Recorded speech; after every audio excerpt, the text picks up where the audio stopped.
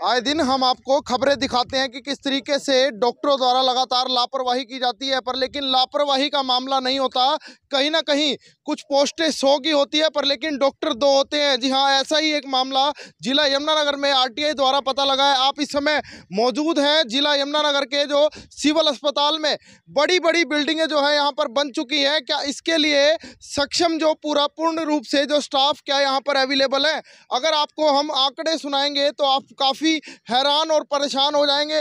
अगर 100 लोगों की यहाँ पर सीट है तो वहाँ पर गिनती के 5 लोग यहाँ पर काम कर रहे हैं। आइए एक बार बातचीत जरूर करेंगे क्योंकि काफ़ी बड़ी चीज़ रहेगी। तो मेरी सभी से अपील रहेगी, एक बार इस खबर को शेयर जरूर कीजिएगा, क्योंकि ये वीडियो और ये खबर जो है कहीं ना कहीं अगर सरकार के माध्यम तक पहुँचेगी तो कहीं ना कहीं आम लोगों को इसके लिए फ़ायदा ज़रूर होगा। एक बार बातचीत कर लेते हैं। सुमित पाल जी है। सुमित पाल जी, क्या कुछ पूरी बातचीत निकल के आई है? एक आरटीआई लगाई गई है, आपके द्वारा बताया जा रहा है कि अगर गिनती की जो है, आप देख सकते हैं तस्वीरें भी, आप एक बार देख लीजिए।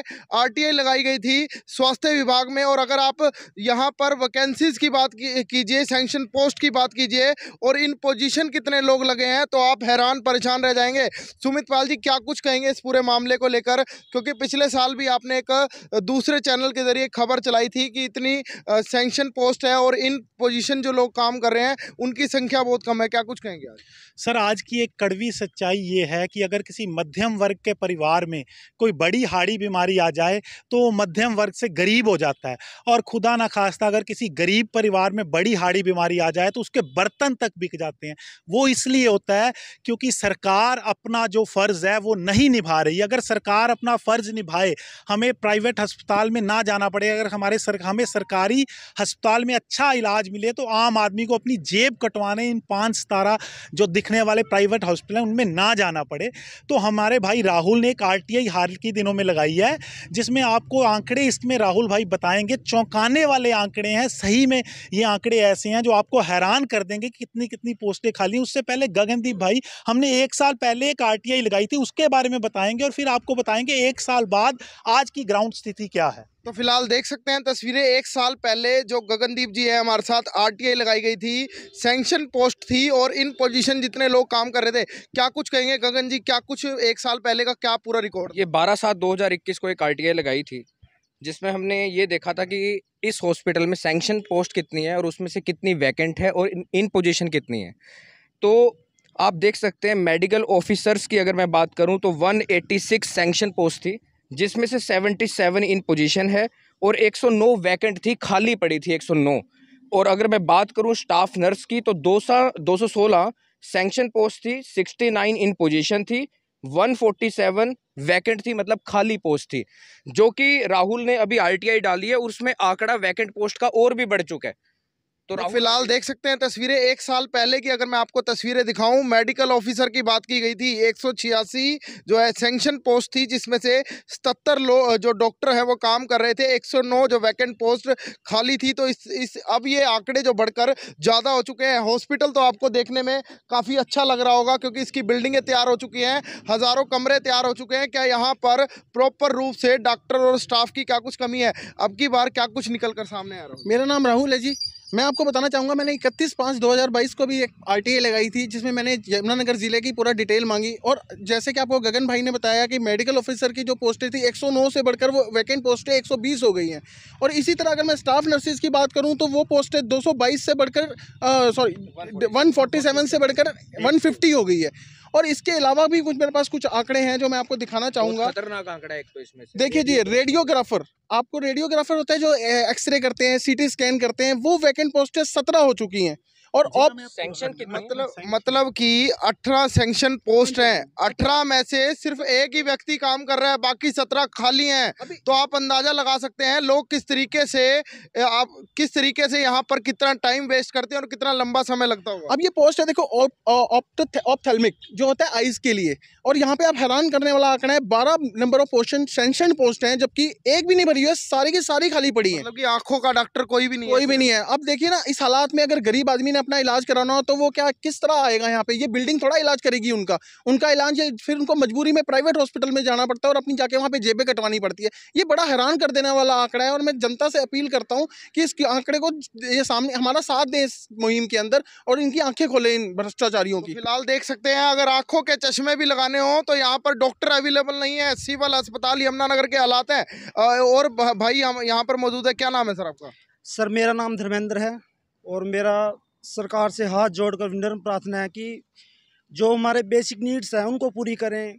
हर रोज़ एक नए से नया अभियान आता है हिंदू धर्म के ऊपर, मुसलमान धर्म के ऊपर, लोगों को गुमराह किया जा रहा है। और जो हमारे असली तथ्य राहुल बान जी ने उठाए, सुमित पाल जी ने उठाए, गगनदीप जी ने, इनसे हम वंचित हैं। जो हमारे हॉस्पिटल बिल्डिंग से कुछ नहीं होगा जब तक यहाँ काम करने वाले ही नहीं होंगे, डॉक्टर्स नहीं होंगे, तो फैसिलिटी पब्लिक को कहाँ से मिलेगी। और मेरा तो यही है, अभी इस पोस्ट को ज़्यादा से ज़्यादा शेयर करें और इस मुहिम से जैसे नौजवान निकल कर रहे हैं इनका साथ दें ताकि हम एक बहुत बड़े स्केल पर इस कार्य को पूरा कर सकें। तो फिलहाल देख सकते हैं तस्वीरें हमने आपको दिखाई। रेडियोग्राफर जो सीटी स्कैन या एक्सरे वगैरह करते हैं उनकी पोस्ट अभी 18 जो सैंक्शन पोस्ट है उनमें से सिर्फ एक युवक काम कर रहा है, एक बंदा काम कर रहा है। बाकी 17 जो वैकेंट पोजीशन जो पोस्ट है वो अभी खाली है। फिलहाल आपने आंकड़े देखे, काफ़ी चौंका देने वाले थे। इस तरीके से अगर शिक्षा, रोजगार और चिकित्सा की बात की जाएगी तो हालांकि अगर चिकित्सा की बात की जाए तो इन बिल्डिंगों से कुछ भला नहीं होगा जब तक इसमें काम करने वाले डॉक्टर और स्टाफ अवेलेबल नहीं होंगे। तभी रोज लापरवाही की इस तरीके से यमुनानगर के अंदर लगातार खबरें आती हैं कि डॉक्टर्स के ऊपर आरोप लगाए जाते हैं। लापरवाही का सबसे बड़ा कारण है क्योंकि डॉक्टर्स प्रॉपर रूप से यहाँ पर नहीं है। वैकेंट पोस्ट जो है खाली हैं पर लेकिन डॉक्टर्स यहाँ पर पूरे नहीं है। सुमित पाल जी, आखिरी में क्या कुछ कहेंगे? मामले तो आपने डाटा तो आपने दिखा दिया, काफ़ी चौंकाने वाला था। लोगों से क्या कुछ अपील करेंगे क्योंकि लोग जो है आजकल जो बेसिक मुद्दे हैं उनको पीछे छोड़ देते हैं और कहीं ना कहीं एंटरटेनमेंट की तरफ ज़्यादा ध्यान देते हैं और कहीं ना कहीं लोगों को नुकसान भी झेलना पड़ रहा है। सबसे पहले तो मोहित भाई, मैं दिल से आपको, आपके चैनल को बधाई देना चाहूँगा कि आज के समय में बहुत कम पत्रकार ऐसे बचे हैं जिनमें इतनी हिम्मत बची है कि वो सरकार की आंख में आंख डालकर उनसे सवाल पूछ सके। आप उन चंद पत्रकारों में से एक हैं, तो इसके लिए मैं आपको बधाई दूंगा और लोगों से ये अपील करूंगा, बड़ी जिम्मेवारी से ये बात कहूंगा कि आपके और मेरे बीच में हिंदू मुस्लिम, मंदिर मस्जिद, जाति, भाषा, प्रांत के नाम पर बांटने वाले मुद्दे सरकार अपनी इन नाकामियों को छुपाने के लिए आपके और मेरे में ये मुद्दे छोड़ती है ताकि सरकार अपनी नाकामियों को छुपा सके। जनता से मेरी ये अपील है कि हम युवाओं ने ये ठाना है कि इस मुद्दे को आगे लेकर जाएंगे, इस पे संघर्ष करेंगे, लेकिन हम में अकेले में इतनी ताकत नहीं है। ताकत लोगों में है, ताकत जनता में है। हम जनता से ये अपील करेंगे, इस मुद्दे से जुड़ने के लिए हमारा साथ दीजिए ताकि हम सरकार पर संबंधित मंत्रालय पर, संबंधित अधिकारियों पर ये दबाव बना सकें कि आप ये पोस्ट भरिए ताकि आम आदमी को कुछ राहत मिल सके इस महंगाई के दौर में, जो इतने बड़े बड़े अस्पताल में अपना इलाज नहीं करवा पा रहा है। गरीब आदमी के पास इतने पैसे नहीं हैं।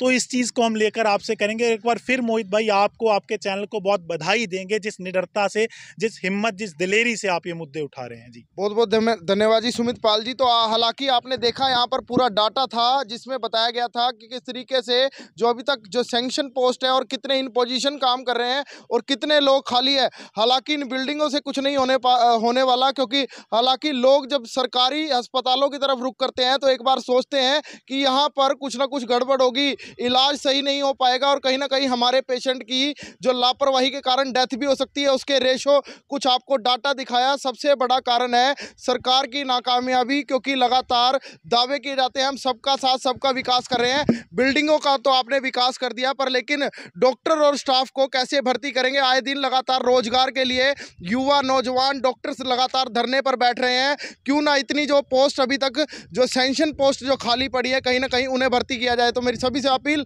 जो भी इस खबर को देख रहे हैं उसे लगातार शेयर जरूर करते रहिएगा। तमाम बड़ी खबरों के लिए बने रहिएगा हरियाणा 24 न्यूज़ नेटवर्क के साथ। धन्यवाद।